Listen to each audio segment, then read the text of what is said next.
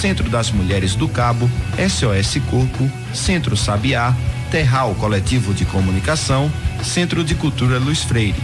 Esse programa fica disponível em nossa página do Facebook e no canal do YouTube. Acompanhe as nossas redes sociais, porque nós também divulgamos por lá muita informação que você não vê por aí. A música tema deste programa foi composta pela banda Diablo Motor. Programa Fora da Curva. A gente fala o que a maioria cala. 12 horas. ZYI 775, Rádio Universitária Paulo Freire, AM 820 kHz, uma emissora da Universidade Federal de Pernambuco. A Rádio Paulo Freire inicia sua emissão em caráter experimental, direto dos estúdios no campus da UFPE. Participe pelas redes sociais e diga de onde você ouve. Procure por Rádio Universitária Paulo Freire no Instagram, Twitter ou Facebook e interaja com a gente.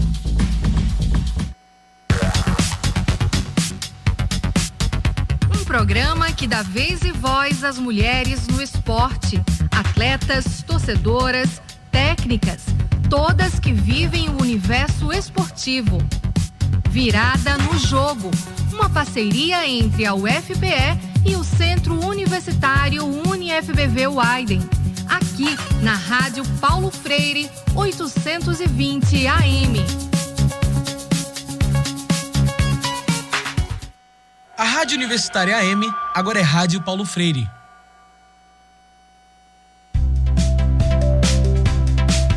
No dia 29 de maio acontece o primeiro turno da consulta à comunidade acadêmica para os cargos de reitor e vice-reitor da nossa universidade.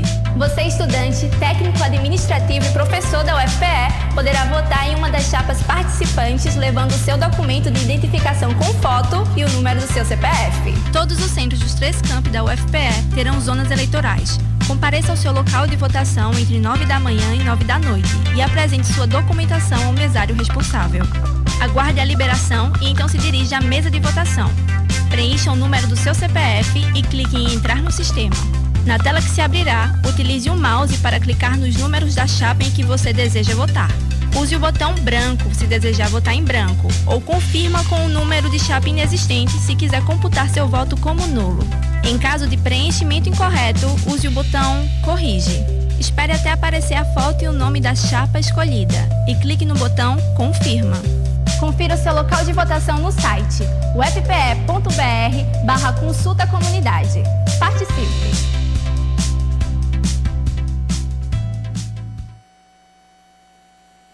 Rádio Paulo Freire, a rádio que fazemos juntos.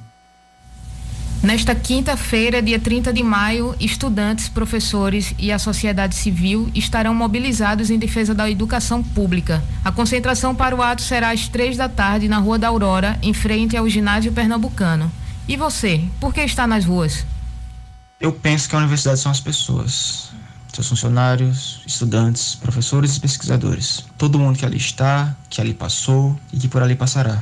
Todo o conhecimento que dali surgiu e todas as formas como o mesmo afetou a vida de diversas pessoas, que podem nem mesmo saber disso. As vidas que esse conhecimento salvou, as vidas que a universidade mudou, as esperanças que foram renovadas, todas as vezes que se pensou em futuro. É por isso que protestamos, é por isso que resistimos, porque só podemos admitir a palavra luto quando o luto for verbo.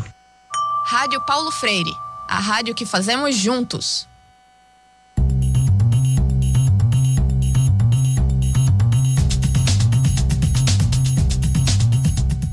A Rádio Paulo Freire apresenta Entrevista. Boa tarde, ouvintes da Rádio Universitária Paulo Freire, 820 AM. Eu sou Henrique Jonatas, estudante de jornalismo da UFPE, e estarei com vocês pela primeira parte da transmissão nesta quarta, dia 29 de maio de 2019. O programa Rádio Paulo Freire Entrevista está no ar. E eu sou Amanda Mendes, também estudante de jornalismo da UFPE, e lembro que você pode nos acompanhar pela frequência 820 AM, como também pelo streaming da nossa página do Facebook. É só procurar por Rádio Universitária Paulo Freire para nos encontrar na web. No programa Rádio Paulo Freire Entrevista de hoje, falaremos sobre as expectativas para o dia 31 de maio, amanhã, o segundo Dia Nacional em Defesa da Educação. 30 de maio, só para corrigir. É amanhã, dia 30, não 31. Ok, perdão. Então, a data é mais uma convocação de centrais sindicais e estudantis para reivindicar o bloqueio de quase 2 bilhões de reais do orçamento. Aliás, só para corrigir aqui, reivindicar não, protestar o bloqueio de 2 bilhões de reais do orçamento de universidades e institutos federais de todo o Brasil, anunciado pelo Ministério de Educação e Cultura, o MEC. Até o momento, as manifestações foram confirmadas em 24 capitais e 45 municípios no interior e no litoral. No Recife, a concentração do ato acontece na Rua da Aurora, a partir das 15 horas de amanhã. Para saber mais sobre como vai ser esse dia 30 de maio, por que essas manifestações foram convocadas e como a educação será impactada com os cortes e muito mais, o Rádio Paulo Freire Entrevista recebe a presidenta da União dos Estudantes de Pernambuco, Camila Falcão. Seja muito bem-vinda e obrigado por estar conosco, Camila. Boa tarde a todas, a todos os ouvintes. Primeiro queria agradecer o convite aqui dos colegas para estar dando essa contribuição, dizer que é um tema importantíssimo que a gente debata, né? Principalmente do ponto de vista do nosso futuro enquanto estudante, né? Da nossa manutenção da nossa universidade pública, que já passa por vários problemas, que não é de agora. A instituição pública, né? As universidades em especial e os institutos federais vêm especificamente desde 2016, sofrendo com os vários cortes que a gente tem na educação, que são recorrentes. O mais conhecido foi a PEC da morte, a PEC 55, que hoje é a emenda constitucional 95, e agora com esse corte de 30% no nosso orçamento, significa de fato a falência e o fechamento das nossas instituições. Então é uma tarefa da gente enquanto estudante, mas é uma tarefa da sociedade defender. E é isso que a gente precisa reforçar a todo tempo, e é esse o ponto central, sem dúvida, do ato de amanhã, do 30M. A gente que agradece você ter aceitado nosso convite, até porque nós somos também estudantes e entendemos a importância de falar sobre esse assunto. No último dia 15 de maio, o Brasil se levantou contra os cortes anunciados pelo Ministério da Educação. Como já comentamos, quase 2 bilhões de reais foram bloqueados no orçamento de universidades e institutos federais de todo o Brasil. Camila, como isso vai afetar a já precária educação brasileira? Na prática, isso significa o fechamento da instituição, né? O fechamento das universidades e dos institutos federais. Muito se fala, e o próprio governo fica propagando, dizendo que não é um corte, né? Que é um contingenciamento de gastos e etc. Isso é mais uma mentira do governo, porque na prática, o que é que significa 30% de contingenciamento ou de corte? Na nossa visão, um corte. Significa que espaços da universidade vão passar por processo de fechamento. Por exemplo, desde do corte, que foi agora no início de maio, a Universidade Federal Rural de Pernambuco demitiu mais de 100 terceirizados. E eles também, desculpa, só para comentar, eu conversei com uma professora lá no último protesto do dia 15 e ela falou que eles estão prevendo que no próximo mês eles não têm mais dinheiro para pagar a energia da faculdade. Isso. Então, além desses terceirizados que fazem, na sua grande maioria, que serviço? Limpeza, manutenção dos prédios e dos laboratórios em geral. A gente também corta do ponto de vista de quê? De pagamento de água, de pagamento de luz, de pagamento das terceirizadas que faz os serviços de aula de campo, por exemplo. Então, isso já é um grande dano. Além desse problema, parte desse orçamento, né, que vem para a universidade, ele também custeia o quê? Ele custeia bolsas de extensão, eles custeiam bolsa de monitoria. Então, para a gente que é estudante, também afeta nesse sentido. Então, a gente tem do ponto de vista da estrutura da universidade, porque se falta luz, como é que a gente vai ter aula? Né? Já saiu várias instituições, e aí coloco como exemplo de novo a Rural, porque publicou na semana passada um decreto interno, uma resolução interna dizendo que ar-condicionado vão ter que ser desligados, lâmpadas precisam ser apagadas, vai ter horário de fazer tudo isso. Aí a gente fala de uma unidade da Rural em Serra Talhada, no sertão pernambucano. Vai funcionar como as salas sem ar-condicionado? Como é que a gente vai render? Então, todo esse problema estrutural é concreto. E do ponto de vista dos estudantes também tem, porque se a gente já não tem bolsa, porque a maioria dos estudantes se mantém de alguma forma com as bolsas, se vai cortar o orçamento, o pagamento das bolsas de monitoria ou mesmo de extensão, como é que a gente vai se manter? Porque as próprias bolsas de assistência estudantil são precárias, quase não existe. São poucos estudantes que têm acesso a elas. Então, as bolsas, do ponto de vista acadêmico, elas também vão ser afetadas. E, do ponto de vista social, fora dos muros da universidade, a gente está falando da ciência do país. Então, a gente está falando de acabar com vários projetos científicos que estão aí há anos sendo desenvolvidos. E isso também é afetado. Vale até lembrar que nessa questão de desligar luzes, desligar ar-condicionados, em faculdades, em universidades como a Universidade Rural de Pernambuco, há pesquisas científicas que são dependentes disso. Então, há amostras que dependem de estar ali refrigeradas, que se você desligar, você perde a amostra. Então, eles estão substancialmente perdendo o produto da pesquisa deles. Sim. E aqui, a gente aqui na UFPE, vamos dar o exemplo da UFPE. A universidade aqui tem altas pesquisas de ponta. São referências internacionais, inclusive. Como é que vai funcionar? A gente já sabe que a realidade dos nossos laboratórios, por exemplo, já são precárias, já falta de tudo. Né? A gente fica tendo que reciclar papel para fazer impressão, às vezes a gente tem que bancar, muitas vezes, material da nossa pesquisa, o que não é nem correto. Né? E não deveria nem ser assim. Inclusive, professores que colocam do seu próprio bolso para ajudar a sua pesquisa e os seus estudantes. Como é que essas pesquisas vão funcionar? E quando a gente fala pesquisa de ponta, a gente está falando tanto do ponto de vista tecnológico, ciência e tecnologia, mas a gente também está falando de pesquisas que diretamente afetam a sociedade de forma mais crucial. A Universidade Federal, ela responde pelo Hospital das Clínicas, que é o hospital universitário. Várias pesquisas do ponto de vista da saúde, de tratamento de câncer, de tratamento de fígado, de tratamento de várias coisas, que não é só o caso do Hospital das Clínicas daqui, mas de vários hospitais universitários do país, eles também vão ser afetados. Já são afetados pela política da EBSER, que é o processo de terceirização desses hospitais, né, de ter a política privada interferindo, mas com o corte, concretamente, vai ser afetado. Tanto do ponto de vista dos estudantes, quanto do ponto de vista da pesquisa para a população, para a sociedade. Então, veja que, quando a gente coloca e a gente publiciza para a sociedade que é um problema que afeta toda a sociedade, é por isso. É porque sai dos muros da universidade, sai da gente enquanto estudante, coloca o problema para o resto da sociedade que já sofre, né, que já vem num nível de miséria e de pobreza muito grande, fruto do desemprego, que só vem crescendo, e coloca para gerações futuras, porque onde é que esses jovens que estão no ensino básico, onde é que eles vão estudar? Não vão ter uma universidade pública para fazer isso, né? Para conseguir ter acesso, que já é tão deficitário, vai ficar cada vez pior.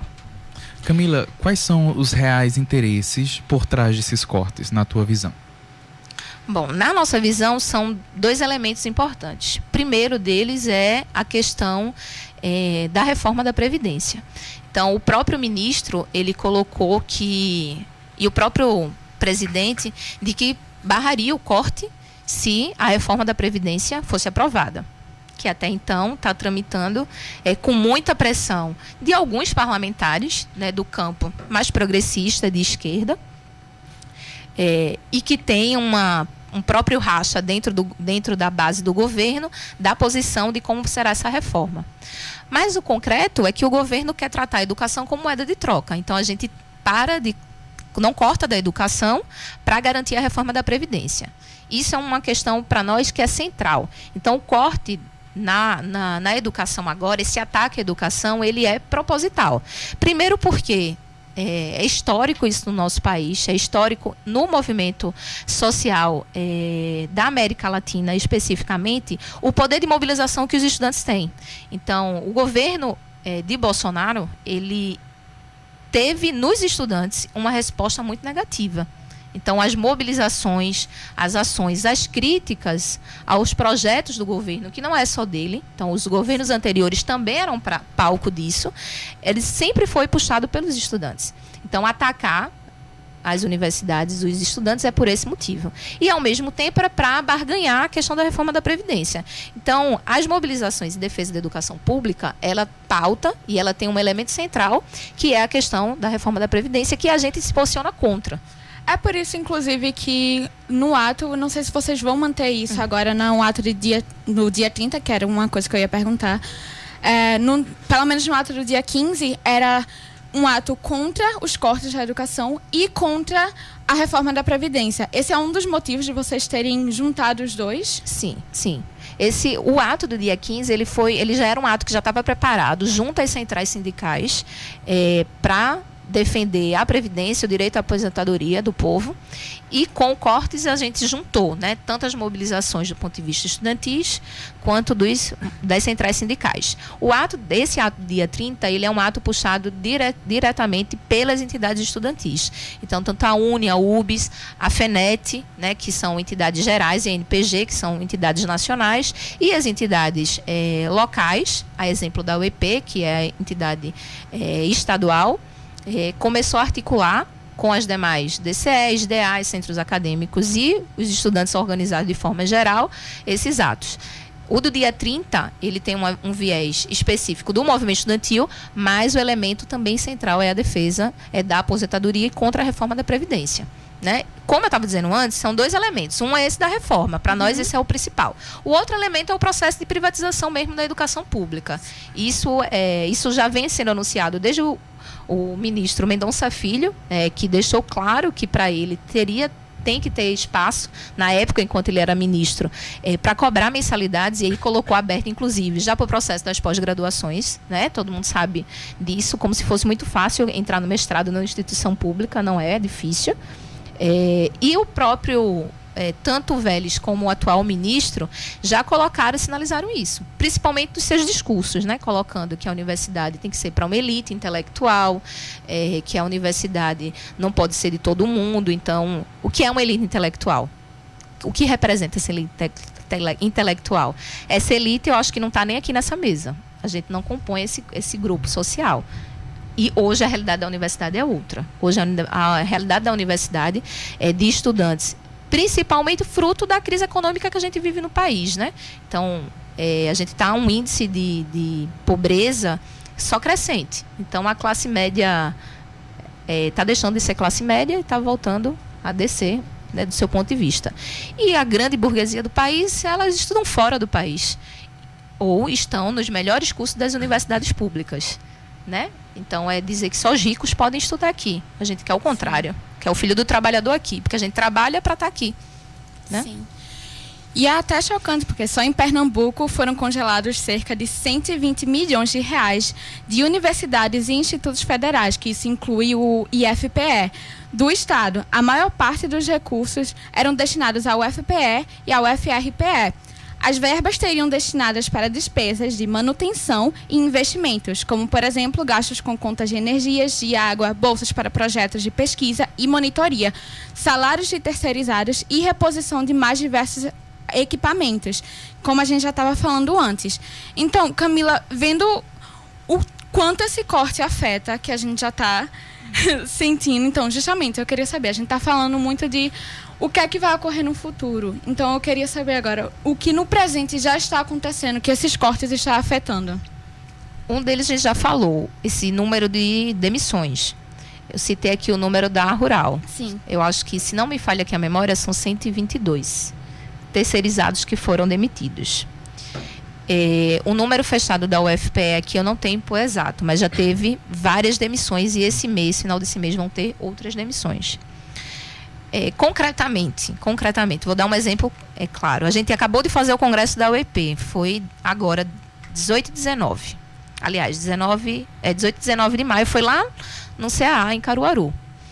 Nenhuma das instituições, nem IF, nem Univasf, nem Rural, nem o UFPE conseguiram liberar ônibus para os estudantes irem. Por quê? Porque não tinha gasolina, ou porque a empresa que faz o serviço terceirizado não tinha seu contrato pago. Ou porque não tinha como liberar, porque não existia orçamento para isso.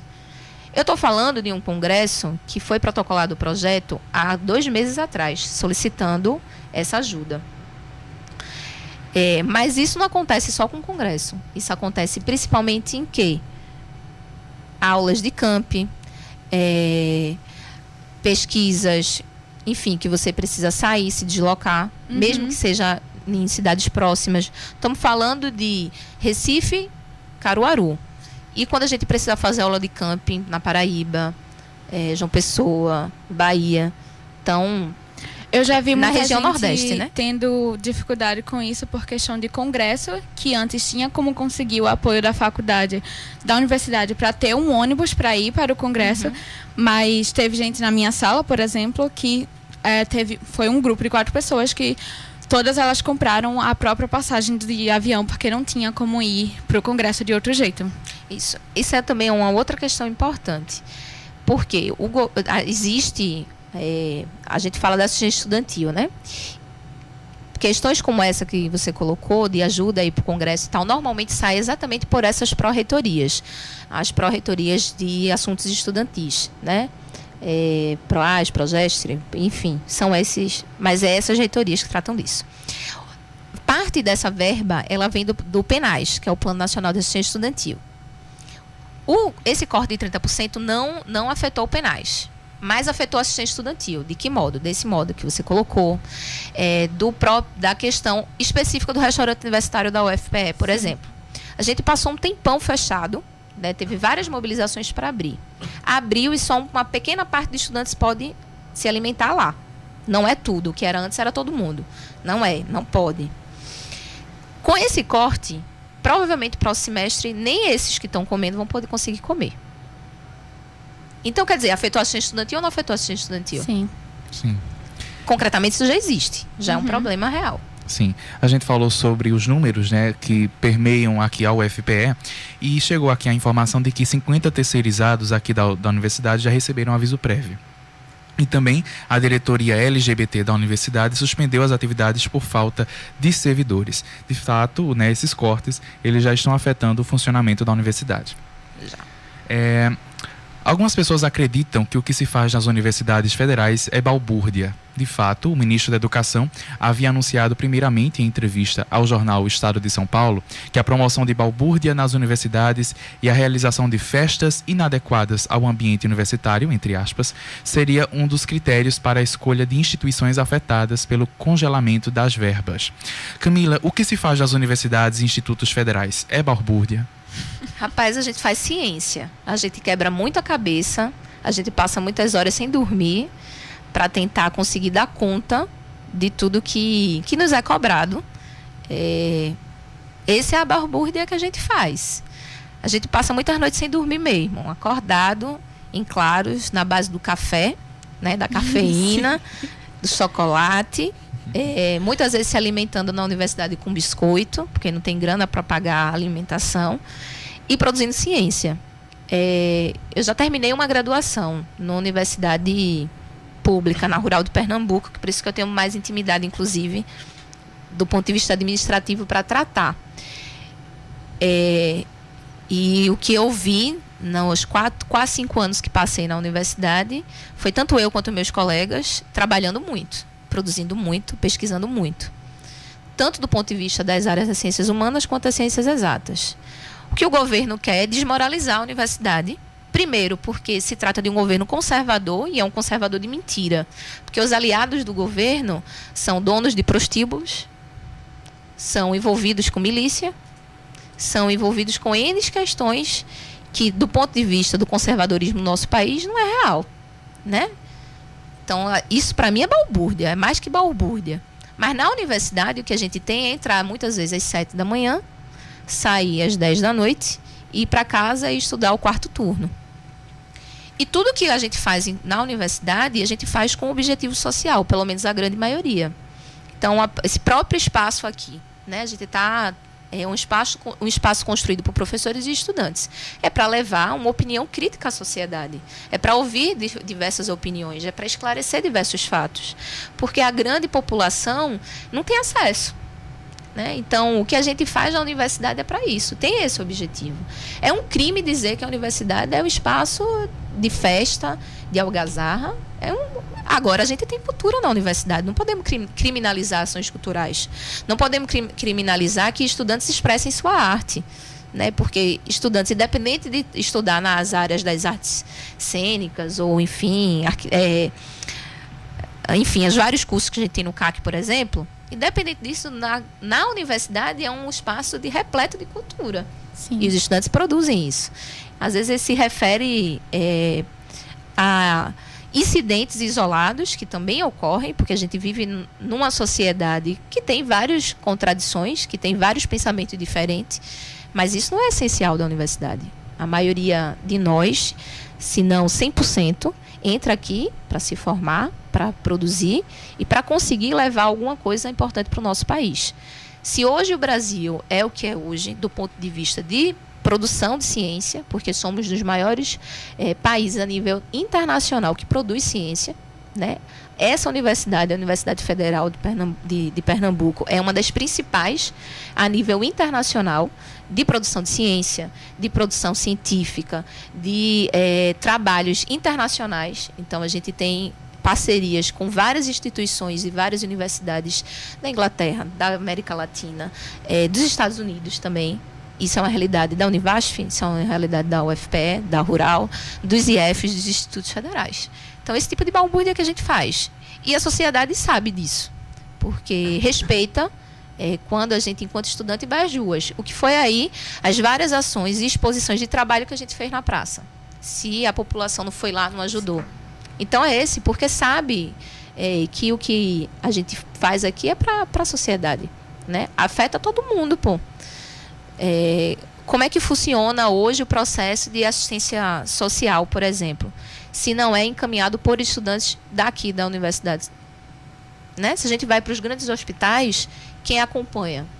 A rede de psicólogos que a gente tem hoje. Então, todos os locais que a gente sabe que é um dano para a sociedade, para os transtornos psicológicos, quem é que faz o primeiro encaminhamento, se não é esses espaços dessas universidades, que faz a triagem, que faz o acompanhamento, enfim, os vários projetos de extensão que a gente leva para as sociedades, para as comunidades vizinhas. Isso é ciência, isso é o que a gente produz aqui dentro e que a sociedade recebe.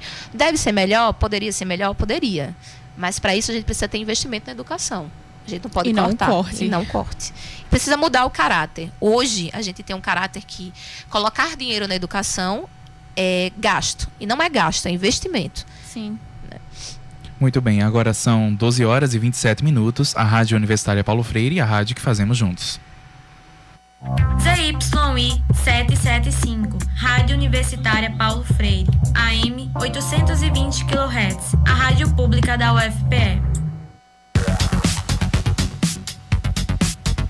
Um programa que dá vez e voz às mulheres no esporte, atletas, torcedoras, técnicas, todas que vivem o universo esportivo. Virada no Jogo, uma parceria entre a UFPE e o Centro Universitário UniFBV Weiden, aqui na Rádio Paulo Freire, 820 AM.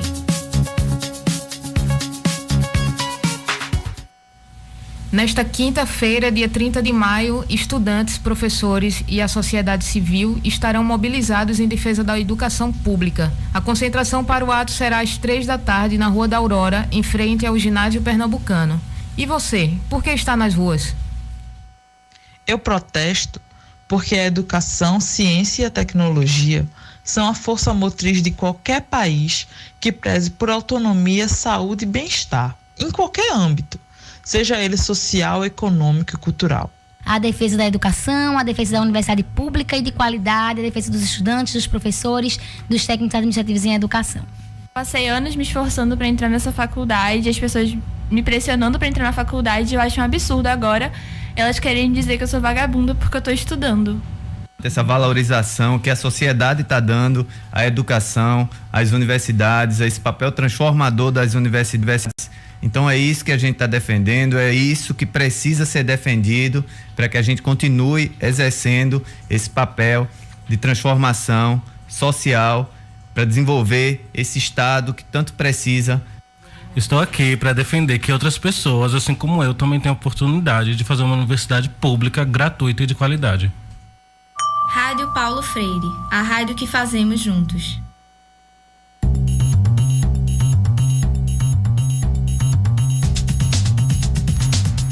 Estamos de volta com mais uma edição do programa Rádio Paulo Freire, entrevista na Rádio Universitária Paulo Freire. Hoje estamos em uma edição especial sobre o dia 30 de maio, amanhã, segundo dia de paralisação nacional pela educação. Conosco está a presidenta da União dos Estudantes de Pernambuco, Camila Falcão.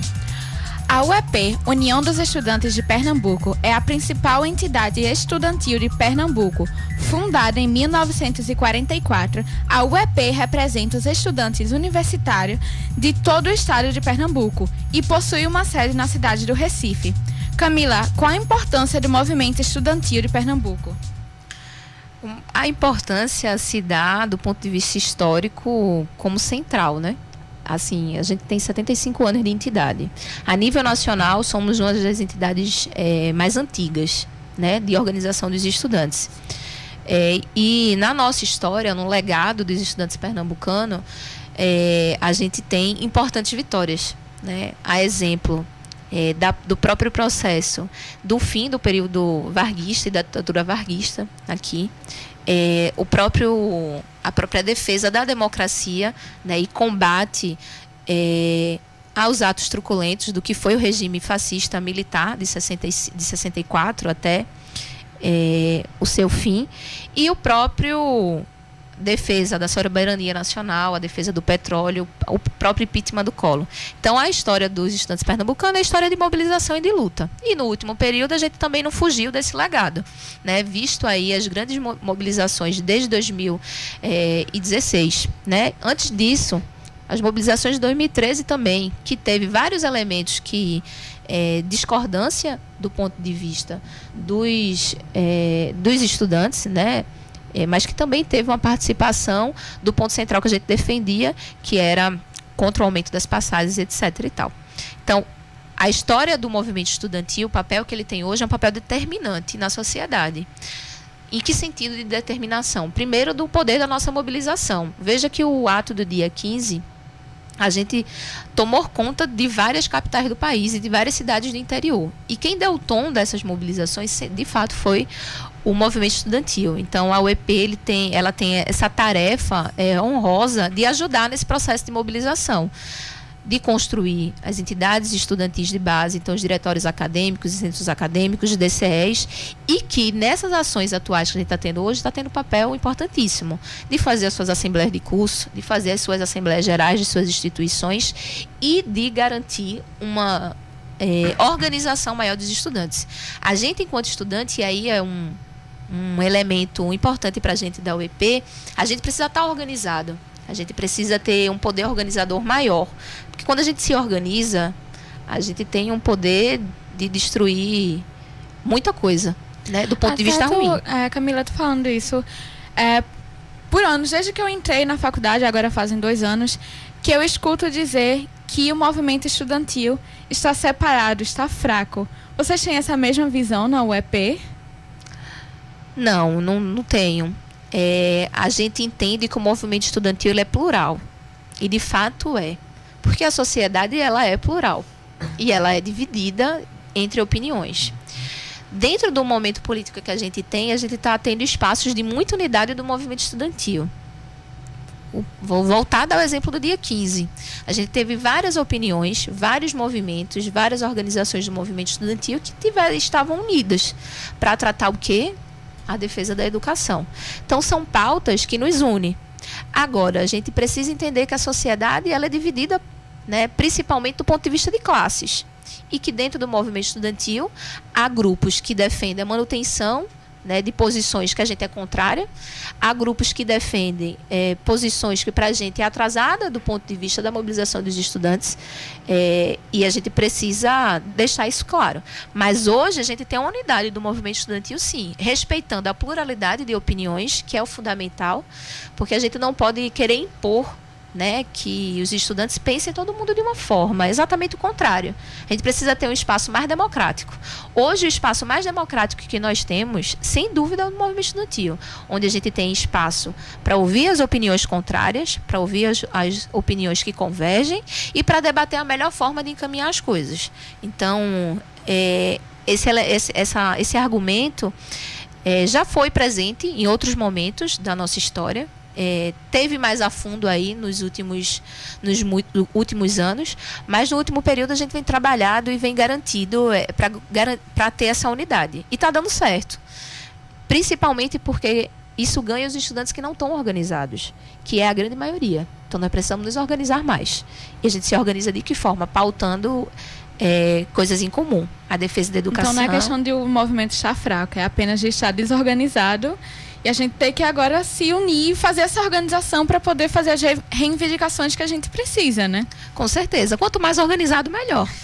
Né? A gente não pode achar que não é assim. Então, hoje há uma crescente. Vários cursos que tinham seus diretórios acadêmicos sem estar com gestão regulamentada, passou a regulamentar. Um elemento histórico para a UFPE, o processo de reabertura do DCE. Então, a gente da UEP esteve à frente, ajudando não só a UEP, mas vários diretórios acadêmicos e, principalmente, os diretórios acadêmicos foram vanguarda nisso, tiveram à frente no processo de reorganizar o DCE. Semestre que vem vai ter eleição para o DCE daqui da UFPE, 10 anos estando fechado praticamente, e quem perde com isso? É a gente, enquanto estudante. E ele está fechado durante esse tempo, não é um elemento do movimento estudantil, é um elemento mesmo do refluxo, porque o movimento estudantil, a gente não pode achar que ele é linear, assim como qualquer coisa na sociedade, ele tem seu fluxo e seu refluxo. E isso se reflete, porque a gente passa pouco tempo na universidade, a gente se forma aqui, é um tempo muito rápido, e a gente tem que estudar, a gente tem que trabalhar, a gente tem que fazer pesquisa, a gente tem que fazer estágio, e a gente faz tudo isso dentro do movimento estudantil também. E hoje, fruto dessa maior organização, por exemplo, o DCE vai sair, o processo de eleição vai sair. Então, assim, é um negócio que a gente precisa se estimular mais com o movimento estudantil, precisa ter mais gente fazendo movimento estudantil, mais estudantes participando dele. Se a gente tem esse poder, e hoje é isso que está acontecendo, né? Por isso que a gente está conseguindo trabalhar e está conseguindo vencer várias pautas. O outro exemplo mais próximo, se não fosse a organização dos estudantes, o restaurante universitário da UFPE não tinha aberto. Abriu com vários problemas, abriu. Mas quanto tempo não passou? Fechado. E só a gente, enquanto estudante organizado, a gente vai garantir fazer isso, gente. Infelizmente, a gente ainda, na instituição, às vezes ainda tem um pensamento muito individualista, que acha que se a gente resolver só o nosso, vai dar tudo certo. Infelizmente. Não é um problema da universidade, nem é um problema da gente enquanto estudante, é um problema da sociedade, do ponto de vista ideológico, do ponto de vista de que vamos resolver o meu, se eu tiver tudo bem, está tudo tranquilo. Quando a gente chega na universidade e a gente passa pelos problemas, a gente chega na hora e faz assim, eu sozinho não vou conseguir. Eu preciso dos outros. Começa a agir quando o problema lhe afeta pessoalmente, né? Exatamente. E aí o que acontece? Aí a gente se organiza. Chegou num ponto que esse nível de organização está muito maior. Que bom que está. Não é só uma realidade de Pernambuco, é uma realidade nacional. E vem crescendo. E as entidades estudantis, principalmente as entidades gerais, a UNE, a UEP, enfim, os DCEs, têm um papel determinante nisso. Né? E é isso que a gente prega, isso que a gente coloca. É que a gente precisa ter uma UNE mais ativa, mais combativa, que esteja mais dentro da universidade, que faça o tete-a-tete com o estudante, que escute as críticas do estudante. Quando a gente faz isso, a gente cresce. É isso que a UEP vem fazendo, principalmente nesse último período, nessas últimas gestões. Escutar mais, ouvir mais e levar mais o poder organizativo que a gente tem nas mãos. Está dando certo, no nosso ponto de vista. Então, Camila, qual é o recado que os estudantes da UEP querem deixar com os atos de amanhã? O que é que vocês estão tentando passar? Primeiro, a defesa da educação pública. E que essa defesa da educação, ela não pode ser só dos estudantes que estão nas instituições públicas. Ela precisa ser de todos os estudantes. Então, o ponto de vista de mobilização está ocorrendo novamente nas instituições privadas. Segundo, que ela precisa ser uma defesa que não possa ser só dos estudantes universitários. Ela precisa ser também dos estudantes secundaristas. É por isso que o ato também está sendo organizado pela União dos Estudantes Secundaristas de Pernambuco, que é a UESP, né? Em conjunto com as outras entidades de base que são ligadas aos estudantes secundaristas. E terceiro, que a sociedade precisa tomar as ruas. Então, amanhã, no dia 30, a gente precisa ocupar todos os espaços que a gente tem. O ato em Recife vai ser na Rua da Aurora, mas não vai ser só em Recife. Vai estar no estado todo. Então, a gente precisa ocupar as ruas amanhã e não dar sossego a isso. Então, o ato ele não pode acabar dia 30. Ele tem que continuar nos dias seguintes. De que modo? A gente precisa fazer mais exposição dos nossos trabalhos para a sociedade. Nós precisamos trazer a população para a universidade. Nós precisamos fazer mais assembleias de curso, mais assembleias gerais. né? Nós precisamos nos articular mais, né? Tirar metas de atividades entre nós, e a gente precisa defender firmemente tanto a educação pública quanto o direito à nossa aposentadoria. E aí, com isso, eu estou dizendo que a gente precisa fazer uma agenda de lutas até o dia 14 de junho, que é o grande dia da greve geral. A greve geral, ela vai ser um marco em defesa da aposentadoria contra essa reforma da Previdência, que na prática é uma reforma assassina. É uma reforma que coloca pra gente não ter direito de se aposentar. A gente já não tem direito a trabalhar, porque a maioria de nós não está trabalhando, né? Principalmente os jovens. Para as mulheres, essa reforma é ainda mais cruel, né? E do ponto de vista do desemprego, somos as mulheres as mais afetadas. Então, veja que não é uma tarefa fácil.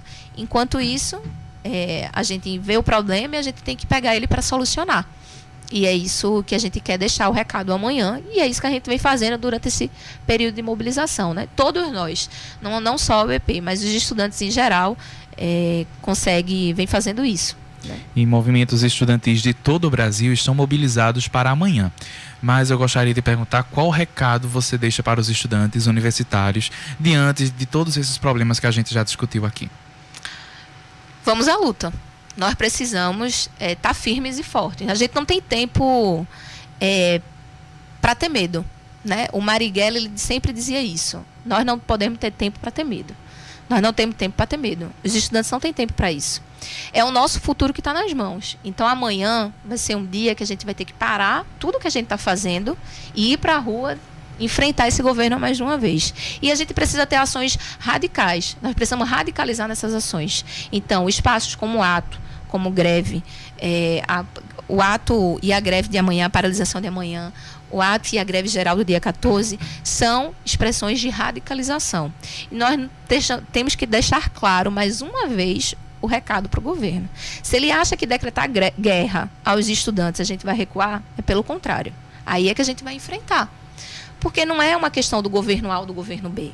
É uma questão da nossa manutenção enquanto estudante da universidade, da educação pública e da transformação da sociedade, da produção de ciência. Nós precisamos mudar a realidade do nosso país. E a educação tem papel determinante nisso. Então, nosso tempo acabou. Então, o programa de hoje do Rádio Paulo Freire Entrevista está acabando. E hoje ele recebeu a presidente da União dos Estudantes de Pernambuco, Camila Falcão. Camila, muito obrigada pela sua presença aqui na Rádio Paulo Freire nesse início de tarde. Nós que agradecemos.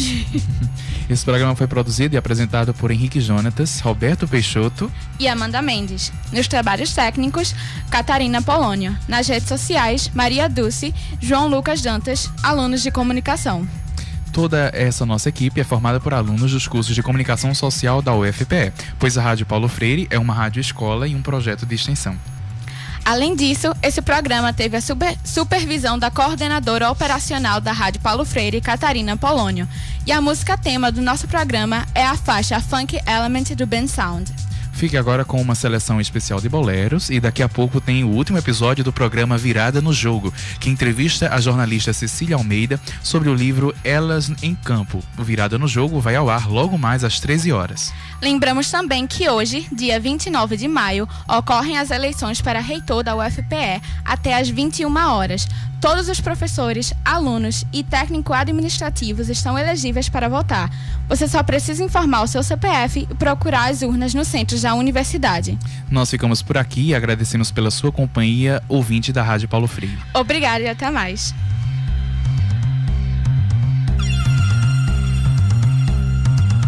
ZYI 775, Rádio Universitária Paulo Freire, AM 820 kHz, uma emissora da UFPE.